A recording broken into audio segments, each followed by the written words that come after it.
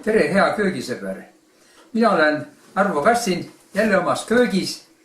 Ma tahaks täna teha leivasuppi. Ma nimetaksin seda mitte piimava leivasuppi, vaid tahaks teha kui magustoitu, deserti. Ja ühest portsust ma ikkagi ei saa kogusest jagu. Ma pean ikka 2 tegema, kuna pere on suur. Ja leivasupp nagu algab ikka leivast. Mul on siin 300 grammi rukileiba. Selle rukileiva ma pean eelnevalt nagu praejahus 190 kraadi juures kuskil 10-15 minutit ma nagu kuumutan ja siis lõpus kuivatan. Hiljem ma kallan talle peale, ma räägin nüüd juba 2 kogusest, siis kallan peale liiter keeva vett. Ja sellega siis ta nagu kuivatatud, pruunistatud leib muutub siis pehmeks ja siis me teeme selle kas siis purustajaga või siis teeme saumikseriga ta peeneks, et ta oleks ühtlane mass. Ja muidugi leivasupi sisse käib nagu alati ikka mingid huvitavad maitsvad asjad, nagu rosinad, mustad ploomid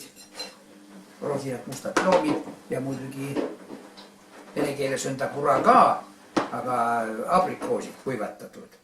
Need abrikoosid ja mustad ploomid ma hakin noaga peenemaks, nii suuri ma sisse ei pane. Ja rosinad jäävad originaalis.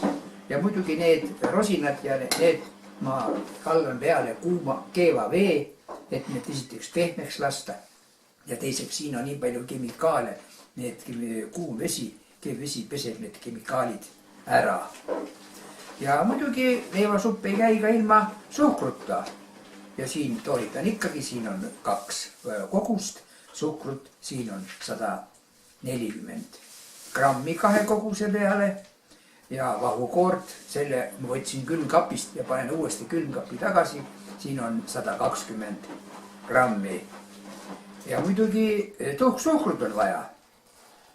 Tuhksuhkrut on vaja 150 grammi tuhksuhkrut vaja. Ja maitseainetest läheb vaja siis vanillisuhkrut ja kaneeli. Mis siis läheb, milleks see vahukoor?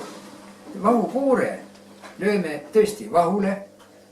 Sinna paneme tuhksuhkru sisse ja paneme ka vanillisuhkru. Siis ta teeb sellise erilise maitse, vanillisuhkru. Ja see tavaline suhkur läheb selle leivasuppi sisse ja selle kaneeli me lõpuks, kui me paneme taldriku peale ja vahukoore sinna peale, siis me raputame seda kaneeli sinna peale kaunistuseks. Ja muidugi, kui on kellelgi olemas mingi jõhvikas, mingi ilus mari, võib sinna siis kõige mütsikeseks marjaga peale panna. Et selline nagu plaan mul on, äkki mul õnnestub see plaan ja teha topelt kogus magustoitu, deserti, vene keeles on desert, leivasupp. Jõudnud välja. Nii läheb leib siis ahju kuivama 190 kraadi. Nii, nüüd on siis mul leib praejahus kuivatatud 200 kraadi juures kuskil 10-15 minutit. Vaadake, et üle ei kõrveta. Mul läks natukene mustaks, näete, servad. See ei ole hea. Et peaks nagu olema ikkagi mitte mustaks laskma. Ja siia me kallame peale siis nüüd liitri keeva vett, et need leivad siis nüüd pehmeks tõmbaksid. Siin mul on kandma pandud liiter vett.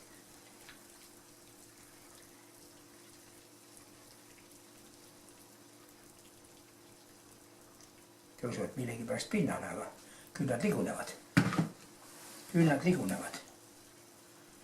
Neid võib vahepeal siin nagu ringi keerata ka. Nad lähevad pehmeks. Aga kui ma panen selle kausi peale, mis siis juhtub, ei ole liiga suur. See ei ole hea. Hakkame see äkki parem. Nii saab küll. nii, need lähevad pärast. ja nüüd on vaja siis tükeldada need on leotatud. kuum vesi oli peal ja neid on vaja siis tükeldada väiksemaks. et see käib niimoodi väga lihtsalt. et nad pärast muidu suur suu, ta ei saa suu lõhki, nagu öeldakse. et ja ploomid samuti, mustad ploomid samuti teeme väiksemaks. keevvesi oli peal, nad läksid nüüd pehmemaks. ja siis nüüd jääbki muud kui see pudru nüüd on pehmeks, need leivad on pehmeks läinud, siis me laseme kas saumikseriga ja paneme pärast siis tulele ja keedame teda. paneme need kõik sisse ja siis keedame natuke aega väiksel tulel. mitte lasta põhja segada, sest muidu ta kipub põhja kõrbema.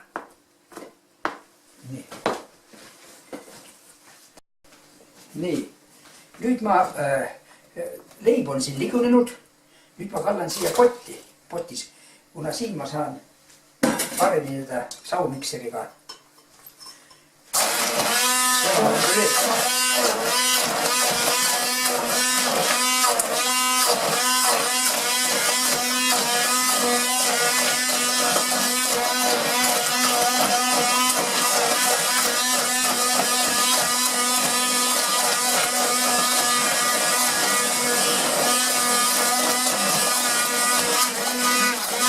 selle võib ka läbi sõela lasta, et siis suuremad tükid nagu jäävad välja.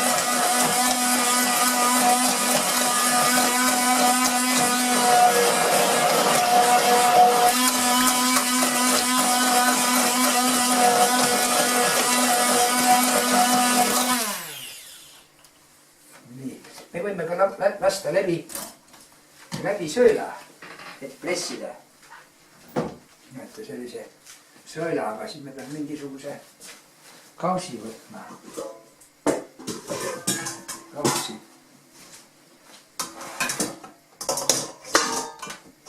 Ja surume läbi sõelada.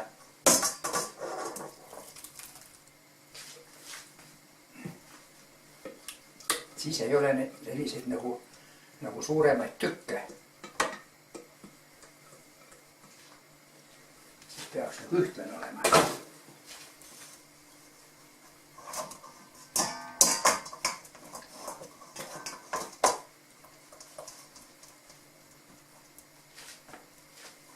nii saigi nüüd mul läbi sõela surutud see kõik. ja nüüd ma panen ta siia potti tagasi. Potti tagasi siia. Ühtlane, ilus.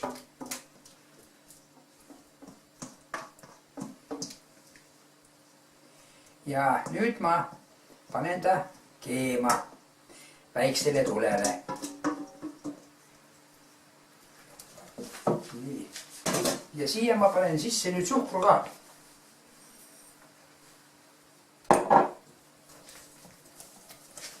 ja panen tule hakkama.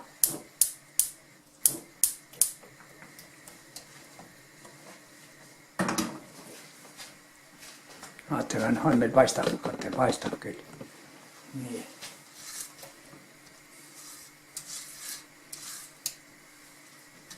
ja siia sisse läheb nüüd, paneme need rosinad. Rosinad paneme ja ilus ühtlane mass.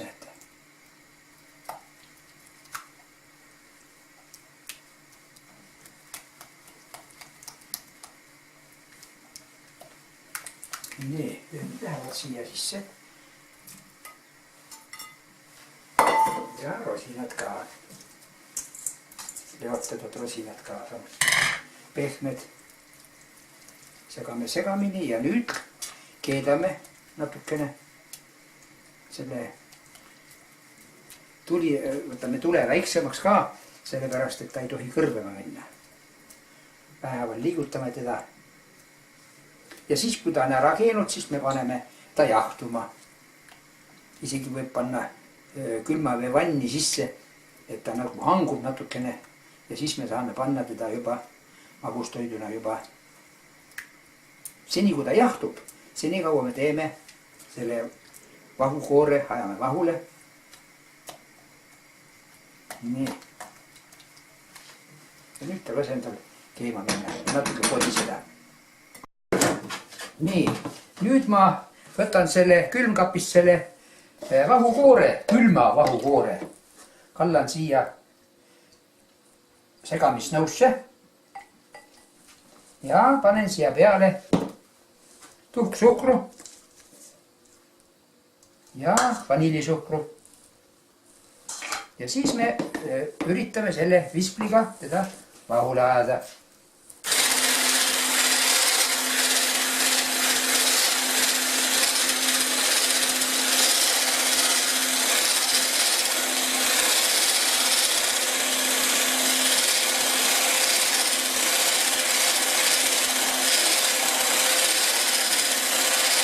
Leivasupp jahtub meil külma vee vannis seal.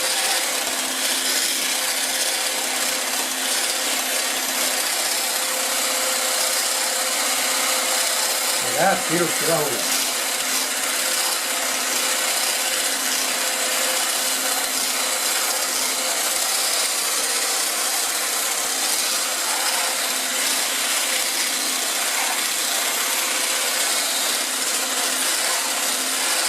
No vaht on olemas ka. Ega nüüd seda palju ei tohi ajada. Näete, ta välja ei kuku enam. Näete. Siis on vaht on olemas juba. Sest muidu pidi vist oht olema, et ta muutub võiks. Nii, ja nüüd jääb ainult leivasupile peale panna. Siin siis minu leivasupp deserdina. Väga maitsev. Ma juba proovisin. Vahukoort panin peale natukene punasõstart. Head isu.